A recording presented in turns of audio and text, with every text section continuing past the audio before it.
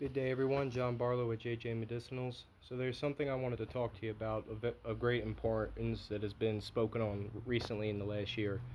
Grounding, or earthing. Two words for it. I call it grounding. And for those who don't know what grounding is, it's you transferring your carbons, hydrogens, and oxygens in your body from toxic buildup to be released and recycled through the soil. Now, that was a cool conspiracy topic that was brought up, and a lot of people agree it to be true, but I'm not here to talk about conspiracies. I'm here to talk about facts and findings.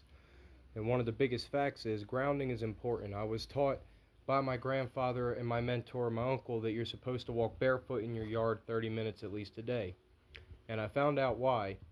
It's not only because the ground actually transfers carbons, hydrogen, and oxygen for your body to replenish, but what's cool is if you watch the videos recently on TikTok and on and on YouTube, they found out that there are mycelium connections like mushroom that connect within the soil and actually allows trees to convert its oxygen, hydrogen, and carbon levels to each other, as well as other nutrients if it's dying. If one tree is dying, another tree will transfer its nutrients through the soil. What people don't know is, because we are organic material, and from dust we came, from dust we return type thing, if you stand barefoot in the soil, not only does it help mental health and help replenish the proper nutrients in your body, and you need to do this at least 30 minutes a day, if you actually stand barefoot in the soil, it takes a genetic coding based on your body's health. And what's interesting is, if you do that every day over the course of a couple months, you'll notice that certain plants that people consider weeds, and weeds are not a plant. Weeds are just invasive plants that are perennial that actually come back at a high rate and can be invasive and take over parts of your property. That doesn't mean it's not medicine, and it doesn't mean it's bad for you. Like here in our yard, my one roommate suffers from liver issues from alcoholism. I suffer from liver issues from hepatitis C, and I managed to get that cured. But prior to that happening, we noticed that there was a large amount of milk thistle growing. And what the old saying is that I learned from my shaman teacher and from my mentor is that, well, nature will provide.